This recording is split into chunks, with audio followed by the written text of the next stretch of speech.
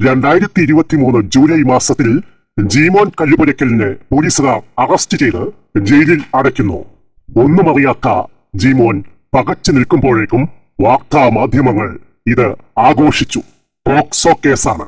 താൻ ചെയ്യാത്ത കുറ്റത്തിന് ജീവിതകാലം മുഴുവൻ ഈ ജയിലിൽ കിടക്കണമെന്ന് ഓർത്ത് ആ മനസ്സ് പിടഞ്ഞു. ആരാലും അറിയപ്പെടാത്ത ആ മനോവേദനയിൽ 160 ദിവസം കഴിഞ്ഞപ്പോൾ സത്യം പുറത്തു വന്നു. 100% നിരപരാധിയാണെന്ന് പറഞ്ഞ് അയാളെ കോടതി വെറുതെ വിട്ടു. ഒരുപക്ഷെ തന്റെ ഉമ്മയുടെ പ്രാർത്ഥനയോ പ്രപഞ്ചശക്തികളോ ആയിരിക്കാം അയാളെ രക്ഷിച്ചത്. കള്ളക്കേസാണെന്ന് ജഡ്ജിക്ക് പോലും മനസ്സിലായ ഈ കേസിൽ തന്റെ നിരപരാധിത്വം തെളിയിക്കാൻ കേരള മുഖ്യമന്ത്രിക്കും DGPക്കും പരാതി കൊടുത്തിട്ട് 6 മാസങ്ങൾ കഴിഞ്ഞു. പോലീസ് കേസന്വേഷിച്ച് പലരുടെയും മൊഴിയെടുത്തു. അവസാനം നീതി നിഷേധിക്കപ്പെട്ട ഒരു ചെറുപ്പക്കാരന്റെ മനോവേദനയിലും ഡിപ്രഷനിലും അവരുടെ അന്വേഷണം ചെന്നിറങ്ങി. അവർ പറഞ്ഞത് ഇങ്ങനെയാണ്: കോടതി വെറുതെ വിട്ടെന്ന് അറിഞ്ഞു. ഞങ്ങളുടെ അന്വേഷണത്തിൽ ഒരു അപാകതയുമില്ല. ഇനി തുടർ അന്വേഷണം നടത്താൻ സാധ്യമല്ല. എങ്ങനെയുണ്ട്? എന്ത് കഷ്ടമാണ് ഈ പോലീസുകാർ ഒരു പൗരനോട് കാണിക്കുന്നത്? എന്താണ് അന്വേഷിക്കണമെന്ന് പറഞ്ഞ പരാതി പോലും മനസ്സിലാക്കാത്ത മന്ദബുദ്ധികളാണോ ഈ പോലീസുകാർ? ഒരു തെറ്റും ചെയ്യാത്ത ഒരു പാവം പൗരനെ 160 ദിവസം ജയിലിൽ പിടിച്ചിട്ടിട്ട് അത് കള്ളക്കേസാണെന്ന് കോടതിയിൽ തെളിഞ്ഞപ്പോൾ ആ കള്ളക്കേസ് അന്വേഷിക്കാൻ പരാതി കൊടുത്തതിന് ഈ മറുപടി കൊടുക്കുന്ന കേരള പോലീസിനെ എന്ത് വിളിക്കണം? ഇവിടെ നഷ്ടമാകുന്നത് ഒരു പൗരന്റെ ജീവിതമാണ്.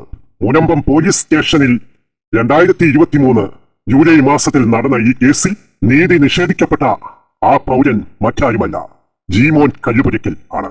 അനേകം സാമൂഹിക നന്മകൾ ചെയ്തു വരുന്ന ഇദ്ദേഹം ജനങ്ങളുടെ നന്മയ്ക്കു വേണ്ടി മുല്ലപ്പെരിയാർ സമരത്തിൽ നിരാഹാരം കിടന്നിട്ടുണ്ട്. നീതി നിഷേധിക്കപ്പെട്ട പലർക്കും നീതി വാങ്ങിച്ചു കൊടുത്തിട്ടുമുണ്ട്. ആരാലും ശ്രദ്ധിക്കപ്പെടാതെ തെരുവിൽ വയറിന്റെ ഒരു ഭാഗം പഴുത്തു തുടങ്ങിയ ഒരു ഭിക്ഷക്കാരനെ കുളിപ്പിച്ച് ആശുപത്രിയിൽ എത്തിക്കുന്നതുവരെ അദ്ദേഹം ചെയ്തിട്ടുണ്ട്.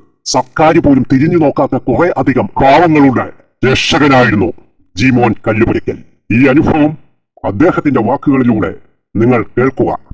എന്റെ അനുഭവം എന്ന് പറഞ്ഞാൽ, ഈ ഇന്ത്യയിൽ ആദ്യമായിട്ടാണ് ഒരു വ്യാജ പോക്സോ കേസിൽ 160 ദിവസം നിരപരാധിയായ ഒരാളെ ജയിലിൽ കിടക്കുന്നത്. വേറെ ആരും കിടന്നിട്ടില്ല. അതായത് 6 മാസത്തിന്റെ അടുത്ത് ജയിലിൽ നിരപരാധിയായ ഒരാളെ കള്ളക്കേസ്, അതായത് എന്റെ ശത്രുക്കൾ കൊടുത്ത വ്യാജ പരാതിയുടെ മേലിൽ കാശ് കൊടുത്ത് കണ്ണു കാണാത്ത ഒരു കൊച്ചിനെ കൊണ്ട് വ്യാജ പരാതിയുടെ മേലിലാണ് കേസ് കൊടുപ്പിച്ചിരിക്കുന്നത്. അത് കോടതി 100% നിരപരാധിയാണെന്ന് പറഞ്ഞ് എന്നെ വെറുതെ വിട്ടിട്ടും ഞാൻ പോലീസ് DGP അടക്കം എല്ലാവർക്കും ഞാൻ പരാതി കൊടുത്തിട്ടും ഇതുവരെയും അവരെ പിടിക്കുകയോ അവരൊരു FIR ഇടുകയോ ചെയ്തിട്ടില്ല. കോടതി പോകാനാണ് പറഞ്ഞിരിക്കുന്നത്. അപ്പൊ എന്തായാലും ഹൈക്കോടതിയിൽ പോകാൻ തന്നെയാണ് ഞാൻ തീരുമാനിച്ചിരിക്കുന്നത്. ഇത് മരിക്കുന്നതിന് മുമ്പ് എന്നവരെയാണോ ഞാൻ ജീവിച്ചിരിക്കുന്നത്, അതിന് മുമ്പ് തന്നെ ഞാൻ അത് ചെയ്യാൻ തന്നെയാണ് എന്റെ തീരുമാനം. ഇപ്പൊ ഏകദേശം ഒരു 6 മാസത്തോളമായി ഞാൻ പരാതി കൊടുത്തിട്ട്. അതായത് നിരപരാധിയായ എന്നെ തെളിവ് സഹിതം ആണ് ഞാൻ പരാതി പോലീസിന് കൊടുത്തിട്ടുള്ളത്. പോലീസുകാരും കൂടെ ചേർന്നാണല്ലോ, മുനമ്പം പോലീസ് സ്റ്റേഷനിലെ പോലീസുകാരും കൂടെ ചേർന്നിട്ടാണ് എന്നെ കള്ളക്കേസ് കുടുക്കിയിരിക്കുന്നത്. മുഖ്യമന്ത്രിക്ക് കൊടുത്തിട്ടുണ്ട്, DGPക്ക് കൊടുത്തിട്ടുണ്ട്, എല്ലാവർക്കും കൊടുത്തിട്ടുണ്ട്, റൂറൽ SP കൊടുത്തിട്ടുണ്ട്. കൊച്ചി, ഈ സംഭവം നടന്ന കൊച്ചിയിലാണ്. പരാതി കൊടുത്തിരിക്കുന്നതെന്ന് പറഞ്ഞു കഴിഞ്ഞാൽ ഇപ്പൊ 6 മാസമായി. 6 മാസം മേലെയായി. 6 മാസം മേലെയായി. അതിന് മറുപടി ഞാൻ വിവരാവകാശം എടുത്തു. അപ്പൊ അവര് പറയുന്ന പോലീസുകാരെ അന്വേഷിച്ചു, അതില് അവർക്ക് താങ്കളെ കോടതി വെറുതെ വിട്ടു എന്നുള്ള നേരാണ്. പോലീസ് അന്വേഷണം കൃത്യമായ രീതിയിലാണ് നടന്നത്. അതുകൊണ്ട് താങ്കളുടെ പരാതിയിൽ നടപടി എടുക്കാൻ പറ്റില്ലെന്നുള്ള ഒരു പേപ്പറാണ് എനിക്ക് വന്നിരിക്കുന്നത്. അത് വെച്ച് ഹൈക്കോടതിയിൽ ഞാൻ പോകും. പോലീസ് സ്റ്റേഷനിൽ തന്നെയാണ് റിപ്പോർട്ട് വന്നിരിക്കുന്നത്. DGPക്ക് കൊടുത്തു. ADGP അത് കോട്ടയം എന്റെ മദർ സ്റ്റേഷനിലോട്ട് കൊടുത്തു, കോട്ടയം ജില്ലയിലോട്ട് കൊടുത്തു, ജില്ലാ മേധാവിക്ക് കൊടുത്തു. അവിടുന്ന് അവര് കറങ്ങി തിരിഞ്ഞ് ഇവിടെ ഒന്നും ആക്ഷൻ എടുക്കാൻ പറ്റത്തില്ലെന്ന് പറഞ്ഞ് എന്നെ കള്ളക്കേസിൽ കുടുക്കിയ മുനമ്പം പോലീസ് സ്റ്റേഷനിൽ തന്നെ ഈ പരാതി അയച്ചു കൊടുത്ത് അവിടുന്ന് വന്ന മറുപടിയാണ് അവരുടെ അന്വേഷണം ശരിയായിരുന്നു, കോടതിയുടെ നിഗമനം തെറ്റാണെന്നാണ് പോലീസുകാർ അത് എഴുതിയിരിക്കുന്നത്. കോടതിയുടെ നിയമം കണ്ടു, ഞങ്ങൾ അന്വേഷിച്ചത് ശരിയായ അന്വേഷണമാണ് നടത്തിയത് എന്നാണ് പോലീസുകാർ റിപ്പോർട്ട് തന്നിരിക്കുന്നത്. ഇതുവരെയായിട്ടും ഒന്നും, ഇപ്പം എന്റെ കേസ് എന്ന് പറഞ്ഞാൽ പഴയ നിയമം, ഇപ്പൊ പുതിയ നിയമം വന്നു. പഴയ നിയമത്തിൽ 3 മാസം റിമാൻഡ് ആയി കഴിഞ്ഞുകൊണ്ട് സത്യം തെളിയിക്കാൻ പറ്റുള്ളൂ എന്നാണ് പറഞ്ഞിരിക്കുന്നത്. എന്റെ കേസ് എന്ന് പറഞ്ഞു കഴിഞ്ഞാൽ ഞാൻ ഇത് അറിഞ്ഞിട്ട് പോലും ഇല്ലാത്ത ഒരു കേസാണ്. എന്നെ ഞാൻ വർക്ക് ചെയ്തെന്ന് ഞാൻ മാധ്യമപ്രവർത്തനം നടത്തുന്ന ഇടയിൽ നിന്ന് ഒരു കൂട്ടം പോലീസുകാർ വന്ന് ഇന്നോവ കാറുമായിട്ട് വന്ന് എന്നെ പിടിച്ചോണ്ട് വന്ന് ഉപദ്രവമൊന്നും ചെയ്തിട്ടില്ല, ഒന്നും ചെയ്തിട്ടില്ല. അതുപോലെ പോലീസുകാര് പാലിക്കേണ്ട കുറെ കടമകളുണ്ട്. ഒരാളെ അറസ്റ്റ് ചെയ്ത് അയാളുടെ വീട്ടിൽ വിളിച്ചു പറയണം, അല്ലെങ്കിൽ അയാളുടെ വേണ്ടപ്പെട്ടവരെ അറിയിക്കണം. ഇതൊന്നും എന്റെ കാര്യത്തിൽ ചെയ്തിട്ടില്ല. ആരുടെയൊക്കെയോ മുകളിൽ നിന്നുള്ള നിർദ്ദേശപ്രകാരമാണ് എന്നെ ഇവർ കുരുക്കിയത്. അതായത് എന്റെ വീട്ടിൽ അറിയിച്ചില്ല, എന്റെ അടുത്ത സുഹൃത്തുക്കളോട് പറഞ്ഞിട്ടില്ല.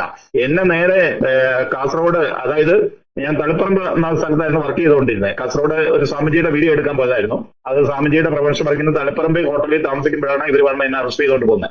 എന്നിട്ട് ഒരു പോലീസ് ഉദ്യോഗസ്ഥൻ, നിയമം നിങ്ങൾ നോക്കിയത് തന്നെ, എനിക്ക് നിയമം അറിയാവുന്ന ആളായതുകൊണ്ടാണ് ഞാൻ പറയുന്നത്. ഒരു പോലീസ് അറസ്റ്റ് ചെയ്താൽ ആദ്യം ചെയ്യേണ്ടതെന്ന് പറഞ്ഞാൽ അയാളെ പിടിച്ചിട്ടുണ്ടെന്ന് അയാളുടെ വീട്ടിൽ വന്ന് അല്ലെങ്കിൽ അയാളുടെ വേണ്ടപ്പെട്ടവരോട് പറയും. എന്റെ കേസിൽ നേരെ കൊണ്ടുപോയി അറസ്റ്റ് രേഖപ്പെടുത്തി നേരെ കൊണ്ട് ജയിലിലോട്ടായിരുന്നു. എന്റെ ബന്ധപ്പെട്ടവരെ വിളിക്കാനോ അറിയിക്കാനോ ഒന്നും ഇവർ സമ്മതിച്ചിട്ടില്ല, ഇവരെ അറിയിക്കുകയും ചെയ്തിട്ടില്ല.